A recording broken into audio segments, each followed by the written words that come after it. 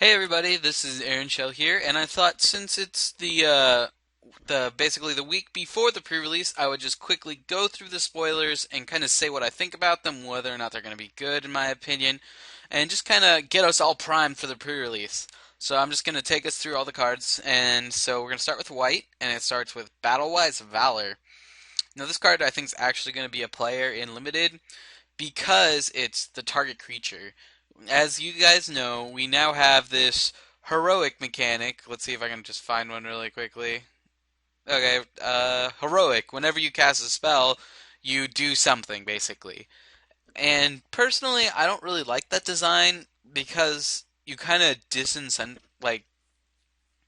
you put yourself at a disadvantage because you have to play a lot of cards that target things.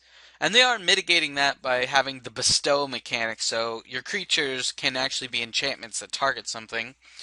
But to me, you just are losing inherent value. You're using a card to make one of your cards better, yes, but you're still losing that card. So to me, the heroic trigger has to have the value of at least a card in order for it to be good. But Battle-Wise Valor, it's good. It's a good combat trick. You scry one, which is not irrelevant, and it targets, so it's going to be your heroic enablers, and it's actually pretty solid. Cavalry Pegasus, whenever it attacks, each attacking human gains flying. I don't think that's something you're going to be looking to take as a high pick. A 1/1 flyer for 2 is not that good, but if you're in a heavy human-centric deck, sure, by all means take this. And now we're on to these bestow things, and personally, this design just ticks me off. Like, whoever thought of it, it should just take it out and flogged. I don't even know. But in case you guys didn't know, for the pre-release, if you cast it for its bestow cost and you target a creature, right? If you kill the creature, this still comes into play. It's just like, why?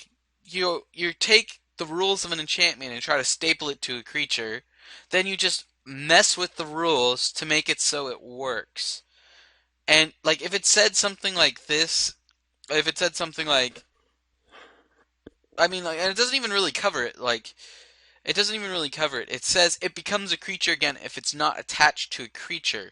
But if it's on the stack, it hasn't resolved. It hasn't actually entered play to not be attached to a creature. So that just the whole rule thing doesn't make sense. I really think they botched the design on this. I don't like bestow, to be honest. I just think it's the stupidest thing ever. I mean, it's a cool kind of idea, but they just really just bending the rules to make things work is not what I like. Anyway, but this card's obviously good. It's a 4/4 flying first strike for 5. So I see a lot more scenarios when you're just going to jam it as a 4/4 flyer than you're actually going to bestow it. So anyway, Chain to the Rocks, obviously it's a more constructed playable card than limited, but if you open one and you go white red, you're definitely going to play it. You're not going to be unhappy. It's the new Path to Exile, except it's more conditional. But they get less benefits. So now chosen by Heliod. So when it enters the battlefield, draw a card. So this, I kind of like that they're doing this because if you want a heroic trigger, this kind of mitigates the card loss, right? You play it, you get a somewhat reasonable ability, and you draw your card back. So you haven't really lost a card. This I like. They really needed to put these in here in order to make heroic actually work. It'll be okay. It's not very good. It's just filler. But Dauntless Assault is what you're going to be looking to take in the heroic decks because you get 2 heroic triggers and it's actually a good combat trick. So this I think you look pretty highly to grab if you're in the heroic deck. A Decorated Griffin. This card's okay. I mean, it's not great. Prevent the next 1 combat damage. So I believe this does stack. So you could prevent potentially a ton of damage. But it's only to you. It's not to like a creature. I would like this a lot more if it was like prevent the next 1 combat damage that we dealt to Decorated Griffin. Because then you could like attack into stuff. It would be the perfect blocker. But it's okay. It's not bad. It's just kind of mediocre. And then Divine Verdict, we've played with this card before. It's a removal spell. Unfortunately, it does not exile, so there's going to be a lot of cards that it doesn't get rid of, like the gods, etc., etc. But it's okay. It sucks leaving 4 mana open, but I think with cards like Dauntless Onslaught and stuff like that, you are less punished for leaving your mana open. Now we got Elspeth. This card is just going to make waves in Standard. I mean, it's really good. I think people really undervalue how big 3/1/1 white soldier creature tokens affect the board. And then it has a conditional wrath, which is not too bad, not too shabby. And her ultimate, while it's not an I win, it is very strong. So this is obviously a card that's just going to rock Standard. It's going to see play in both control and maybe mid range. I don't think aggro really wants to play it because it's 6 mana cost. Theros Warden is okay. I mean, I think it's actually a lot better than it looks because we have a lot of bestow creatures. So if you're wanting to get value out of bestow, all of a sudden you're pumping your creature's power. So this becomes a lot better. I would like it a lot more if it was like a 2/4 or a 2/3. I mean, it's okay. I don't think you're really looking to play this in the aggro deck in an aggro deck, but as like a control deck, you could play it. Evangel of Heliod. So you put so this basically is put soldier tokens equal devotion to white. Okay, that's not too bad. So you're gonna get at the very least if you cast this on an empty board, you get 3 power over three guys, which isn't that good. But obviously, if you have multiple devotion, this card gets a lot better. So this card I'm going to write off as conditional. Sometimes you'll cast it and you'll make like 6/1/1s and you'll just trample over them next turn. Sometimes you'll cast it and you have 2 chump blockers. It's very conditional. Fabled Hero, now this is a card I can get behind. This is where Heroic really shines because you get permanent value. Like +1/+1 counter. That's tangible. That's gonna make your card better. I don't like the heroics where it's like you get to scry one. That's not very good. The draw a card one's not bad though. Or like it gets +1/+1 until end of turn or something. That's not very good. You need your heroics to actually be a card's worth of value.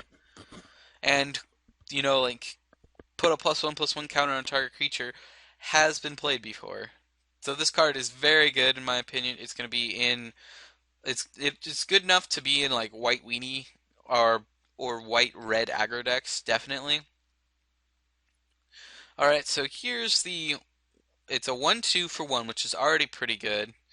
And then you put a +1/+1 counter on it when you target it. So this is very it's it's a good one drop is kind of where I want to say. It gets a lot more value over the course of the game if you target it. And as soon as you get like one target off of it, it's just ridiculous because you got a 2/3 for 1 mana that can just attack into anything because you prevent all damage. These are kind of where I like the heroic. I mean, it's good. You get about a card's worth of value out of it, and it passes the vanilla test. A 2/2 double strike for 3, you would pay that. A 1/2 for 1 that has seen play, although not a lot of play, but it has seen play. And now Gift Immortality. This is going to be like I think the combo because there's a lot of things that this can just combo with. Like I saw a lot of posts on Reddit about like Spark Legionnaire or whatever, but I don't think that's where you really want to be. But this is going to be a card that just continues to grind value for you. It's good. I would play it. Glare of Heresy, sideboard card, but it is notable that it gets rid of Heliod. So if you see a Heliod, you might want to consider just splashing this because it'll get rid of a god.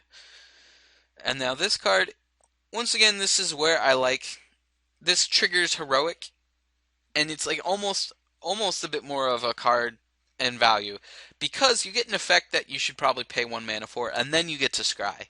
So I would pick these reasonably highly, probably like 7th pick or so to go with your heroic guys. This is a combat trick that I'd be willing to play in my deck, basically.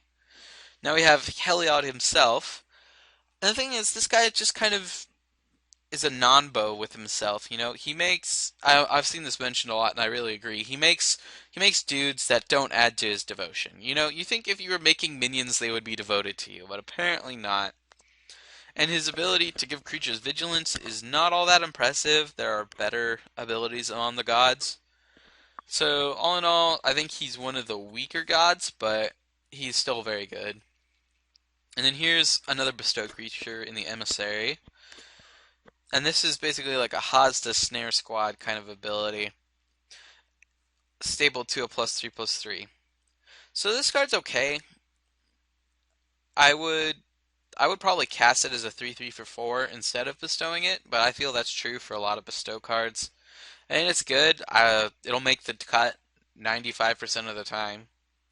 And then here's another bestow, a 1/1 lifelinker. So this is a card where you actually probably want to cast it first bestow cost because remember, I think it was like train something from Return to Ravnica that was a 1/1 lifelink for 1, and that was just terrible. So kind of think about it like that. This card you almost always want to cast it for bestow, but even then for bestow it's not that good. It's like you pay 4 mana to have +1/+1 lifelink. That's like a really crappy gift over Zova. Gift over Zova is way better, what am I saying? So I wouldn't really value this guy very highly. Lifelink is relevant if you're in a racing situation, but I don't think it's really going to do much. Now this guy I think is actually going to be in constructed. I saw a cool match with Chris Van Meter and BBD on YouTube where Chris CVM was playing blue-white control with this guy, and this guy just blocked for days. It was a threat that he could attack through. It's important that he has 3 power because that gets rid of a lot of dudes. And the 5 toughness is very important because it dodges like the lightning helix, etc., etc. So this guy and 4 mana cost. Let's be honest, 4 is really cheap for this guy. This guy's gonna make constructed waves is just a good deterrent to aggro. That's all I'm gonna say about that guy. He's really good. I would play him if I opened him. Lagana Band Elder. This card's okay. I mean, it's a 3/2 with upsides, but how often are you going to control an enchantment on turn 2? Because you'd rather play this on turn 3. So this kind of says to me, I'm good on curve, but if you draw me late, I give you a little bit of extra stuff. Which is okay. I mean, it's good that he's not just dead late a lot of the time. He's okay. That's about all I need to say. Last Breath. Exile target creature with power 2 or less. Controller gains 4 life. Conditional removal, I don't like that it gives 4 life, but it is exile. But I don't think we have to worry about exiling something because there's gods, you know. We're not going to exile gods because it's powers more than 2. Conditional early removal, this is kind of something that control decks would play to just get rid of the early drops to ensure they don't die.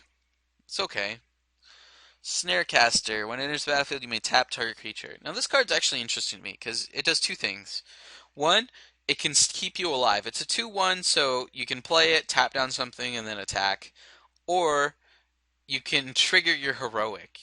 Like, play that, target this to tap it and put a +1/+1 counter on it. Granted, you are losing it as a blocker, but you are getting a trigger off heroic, so and then this can just jump the turn. So it is relevant that you can target your own creatures with this. And now we have Observant Alseid, whatever. This card's actually pretty good. It's basically Knightly Valor in a different way because you get +2/+2 in Vigilance for 5 mana, and then when it dies, you get a 2/2 with Vigilance. So it's basically Knightly Valor. So it's pretty good. I would I would think about it as if it's a Knightly Valor. And now Ordeal of Heliod is interesting. It targets, which is good. It puts +1/+1 counters on it, which is good. And then you gain 10 life. This card is just bonkers. It's kind of like a feud killer's verdict because at the end of the deal, you're probably going to end up with a 5/5 and 10 life. So think about it as like a really conditional feud killer's verdict. Phalanx Leader, this is another one of the +1/+1 counter heroics, and I really think that's where you want to be for heroics. I mean, it's good. It is annoying that its cost is so prohibitive because how often are you going to have double white on turn 1 unless you're a dedicated white deck? And then you need to get at least 2 triggers of heroic to really make the value come through. But it's okay. I mean, I would play it if you have a dedicated heroic deck.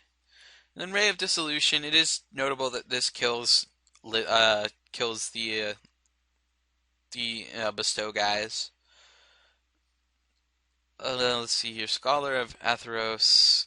That's not too bad. I would play this control deck. It looks like there may be some kind of white black control-ish stuff that this card will definitely fit in. It gives you late game mana sink, although it's not really that good of one, but it blocks for days.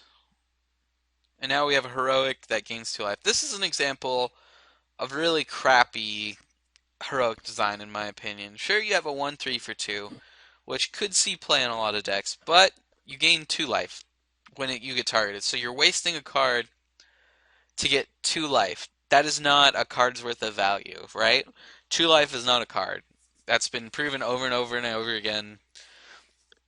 So this is not where I would want to be with heroic. I don't think I would play it unless you need some kind of certain heroic threshold, but there are so much better cards than this. And now we've got a Cetizen Griffin. I don't know, its pronunciation's weird. Like it's +2/+2, so it's a 5/4 flyer. I like this a lot actually. It comes down as a 3/2, which is fine for 5 mana, and then you basically it can't be blocked by something that has less than 4 power because you'll just pump it and kill it. This is where I'd like to be with flyers. Silent Artisan 3/5. This is not a very good card. What is it? Thrabian Hounds or something? That's 3/5 for 4 and a white, and that didn't see any play. I don't think this is going to be any different. This is just a dead card. Now this I think has actual constructed applications. It's a 2/1 for 1, which is already really good. So I think that if you're playing like White Weenie or something in constructed, you'll play this guy. And then it actually has protection from multicolored, so like Dreadbore won't get it. Random other things won't. But there's not much multicolored in this set, so I feel like it's kind of a dud ability, and for that reason I don't like it. But it is a 2/1 for 1, and we don't get those too much. We don't get those too much anymore. And here's the Spear of Heliod.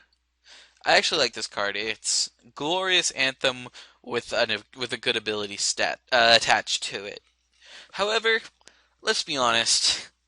Isn't the design of this just so stupid? Legendary enchantment artifact. Let's just staple all the types to it. Like, what does this even mean? Is it an artifact that's enchanted? Is it like it's just really strange to me. I think it should have been like enchanted artifact or maybe something like that. But it just feels really clunky to have them be enchantment artifacts. It's like let's just staple.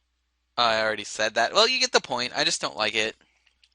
Then here's a 2/2 for 2. Not that impressive. You may play it if you're being an aggressive deck. Destroy target creature with power 4 or greater. I think this should be exile. If you're paying 6 mana for that ability, that's saying a lot. It's saying that they don't want you to have ways to kill those type of creatures. So I think it should be exile. Although it is basically a one target of Elspeth's ability. The Scry one is reasonably relevant. I would think about it like a Tristani's Judgment from Return to Ravnica, except it's a little bit worse. Now we got Wingsteed Rider. Once again, this is a good card. 2/2 for 2/2 flyer for 3 has always been playable, and then you just get bonuses with heroic, and that's about a card's worth of value. So this is really where the heroics are going to be, I think. So there's like 1, 2,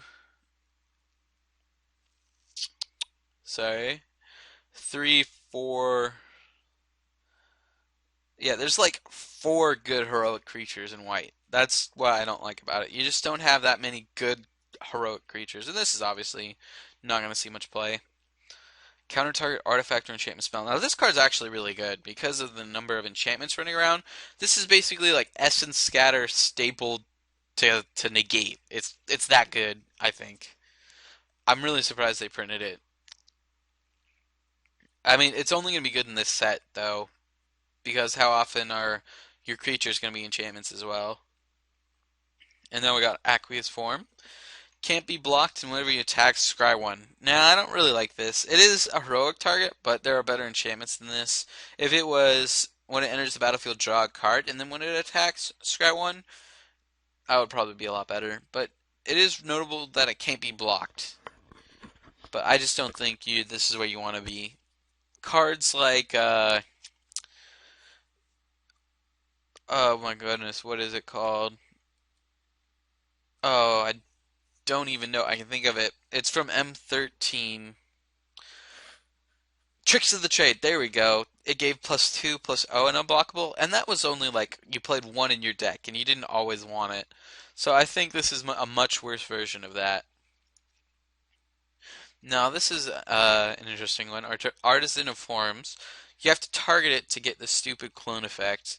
While it is cool that you could target it again and copy something else, you do have to waste a card to do it, so you're not really getting good value on it. I think it's okay. Like, it's a worse clone to me, but it's playable. 4/5 hexproof for 6, not really where you want to be at. But if you need a finisher and a big body, this guy will get it done for you, I guess. And then Bryden of Thassa. I think this is actually one of the best of the shoot, what am I looking for? Of the gods' weapons. It's coastal piracy tapped stapled to a an alluring something, right? It's like alluring siren on a stick, basically. I like this a lot because you make your opponent's creatures attack you. You trade favorably if you can, and then you get back for like 2 or 3 cards. It's just ridiculous. This card's gonna be really good, in my opinion. This card's okay. Basically, it's a combat trick with a relevant body. So this card is good, not amazing. It's fine. A 1/5 Chimera, a 1/5 flying for 4 is not that good. It's okay. I don't think you're excited to play this, but you are. You may play it. Cackling Triton deals 2 damage to target creature or player. Now this is actually a good card, I think, because it's a 2/3, which is a relevant body for 3. Can hold the ground for a while, and then it can potentially give you a little bit of reach or pick off a flyer or something. So I think that this is a good card. Curse of Swine. Exile X target creatures for each creature exiled this way. Put a 2/2 green boar. This is not the best, in my opinion. You basically turn all their creatures into 2/2s, or all of your bad creatures into 2/2s. I think you're going to play it every time just because you get rid of flyers, you get rid of. It gets rid of gods too, which is pretty interesting. It's important that it exiles and not destroys. So it's playable, it's good, it's not great. I've yet to actually declare something great. Okay, Dissolve, it's okay, it's cancel with upside. So you're always gonna control decks are gonna play it, but I'm not sure how much you can leave up mana in this format. Fate Foretold, draw a card whenever it dies, draw a card. I like this. It's a 2-for-1 staple to something. So I don't like that it doesn't have a relevant ability, but it turns everything into an Oculus, basically, which I like a lot. This is fine. Once again, sideboard.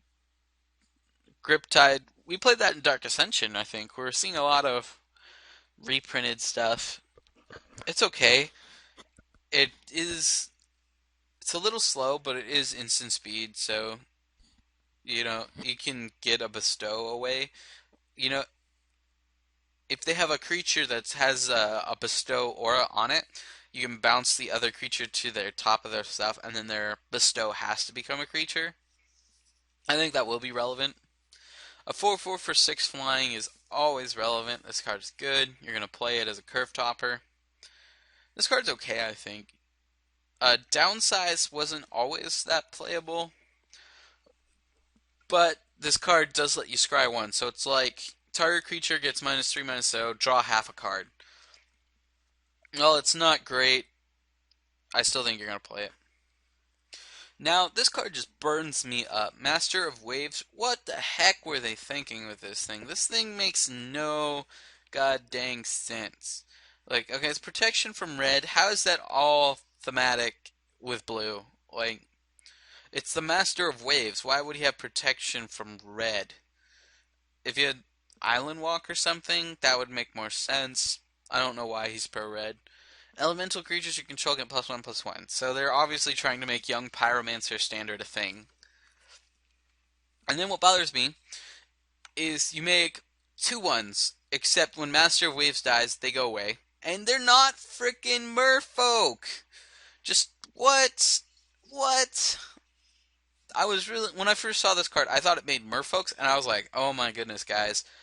Modern merfolk can play this as a finisher because they'll go like turn one Aether Vial, turn two like Curse Catcher or something, whatever the one drop is, and then Master of the Pearl Trident. Turn three like Lord of Atlantis and another Lord, and then turn four curve out with this, and they will have like six four something merfolks, and that's just ridiculous. So that's maybe why they made them elementals instead of merfolk. But I read this and I immediately thought merfolk. So I don't like that it's kind of counterintuitive like that. I just don't like this card very much. And now we have a charlatan. We've had tons of variants like this before. It's not that good. You basically copy your instant or sorcery. We've had like Echo Mage. We had that one in the last set that you could you can imprint and copy, right? Something like that. And the Mnemonic Wall, we got that last in Rise of Eldrazi. It's okay. I think the format's a little too fast for this. Mnemonic Wall was really good in Rise because games went on to like turn 10 or 11, where this card could really shine because it would just get removal back and then block a few times. I don't think it's as good here, but it's definitely a way to get value. This card is definitely good. It's a 2/2 flyer for 3, which we already pay for a lot of the time. It's a Windrake that you can bestow for 5. So then it's a Drake Umbra, basically. So I like that a lot. This card's good. Omen Speaker. This is the card I like a lot. It reminds me a bit of Seagate Oracle. It's like a slightly different Seagate Oracle because you're not actually drawing the cards, but you do get to filter. Ordeal of Thassa I like a lot as well because you do get to draw 2 cards, so it's a divination that they have a chance to disrupt. Chimera 3/4 for 5 flying. I like this card a lot. You're just gonna slam it all the time if you're playing white blue flyers or something like that, or like white black flyers. Blue black flyers. I meant. Prognosis Sphinx 3/5 for 5, so it's better than this so far. Definitely play it. Discard a card, it gains hexproof and tap it. But the thing is, I don't like about this is it's not that relevant of a body for you to want to save it. If they're gonna kill this, that's probably fine with me. Like I lose a card to stop the removal spell, but if they already have an answer to this, like a huge creature on the board, I don't really care. I mean, it's okay. If it was a 4/5, I would be much happier. Sea God's Revenge. This is actually pretty good in my opinion. You return up to 3 creatures, and then you scry one, so you get a ton of tempo and like half a card. So I like this card a lot. It's a huge tempo swing, and that can just win games for you. Sealock Monster can't attack unless defending player controls an island. It's okay. It's like a 5/5 defender, and then when you hit turn 7, it becomes an 8/8 unblockable. No, just an 8/8. It's okay. It's not anything amazing. Value it kind of as like a harbor servant. I think Shipbreaker Kraken's really cool. It's a 6/6 for 6, which is already where you want to be. And then when you pay 8 mana, you basically kill them. Kill them. That's where I'm. Sign me up for a Shipbreaker Kraken. I like it. Stymied Hopes, counter target spell unless controls pays 1, scry 1. So it's like a really crappy mana leak. I don't think you're ever going to play it because you're basically trying to hit their turn 3 plays. And you probably want to be casting a 2-drop anyway in this format, so I don't like this card at all. If it was, unless they pay 2, then that would be playable. Swan Song's actually cool because it's going to counter everything. Enchantment, Instery, Sorcery. So it's like counter target spell. They put a 2/2 into play because of the enchantments in this block.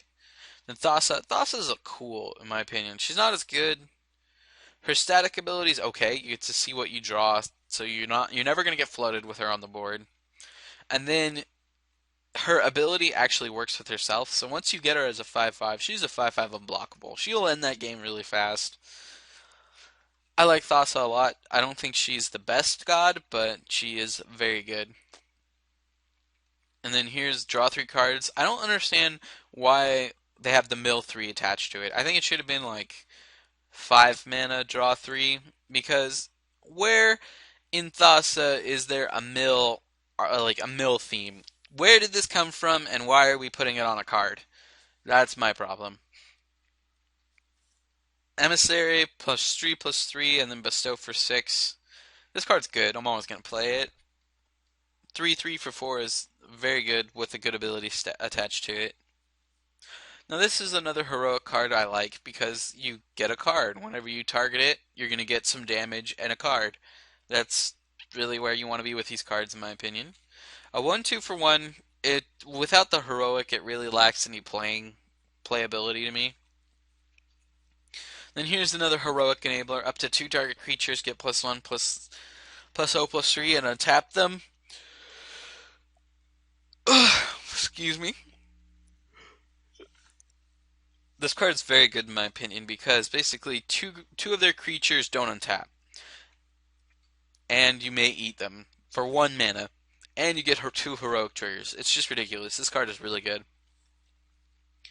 Vaporkin 2/1 flyer for 2. It's fine. It'll be C play in the flyers deck. This card is the slightly better unsummon, except for 2 mana.